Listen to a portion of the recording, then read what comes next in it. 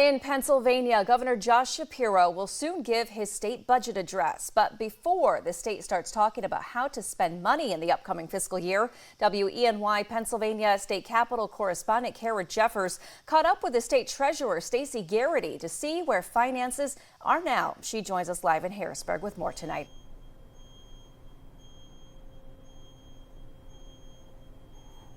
Good evening, Renata. The governor will actually be giving that budget address on the steps that are behind me. You can see those flags, so you can imagine that everyone at the Capitol is gearing up for budget season in the government and legislature. But before elected officials look at spending future money, I wanted to check in with how last year's budget is looking now. We are 7 months into Pennsylvania's 2023-24 fiscal year, 6 months since Governor Josh Shapiro signed the budget on August 3rd. I sat down with Treasurer Stacey Garrity to pin down some numbers before the governor's budget address next Tuesday. Last fiscal year, the General Assembly and the governor agreed on a general fund budget of $44.9 billion.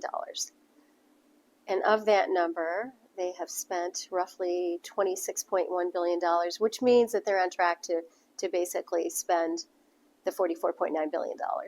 45 departments get money from the general fund, and most of those funds go to the Human Services and Education departments. Both have received fund increases in recent years. Garrity says those recent increases have not pulled from other departments. It's more that they spend more money. And so what happens is we end up with a structural deficit, which means that we're spending more money than we're bringing in. Pennsylvania's Independent Fiscal Office projects that this year's $44.9 billion budget will have the state spend around $1.1 billion more than it gets in revenue.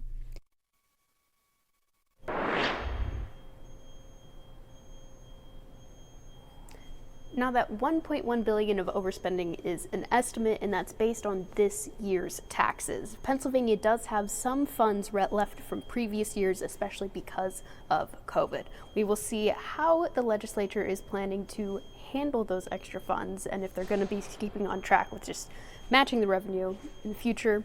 All of that is going to be coming up in next week with the budget address and everything after. In Harrisburg, I'm Kara Jeffers for WENY News.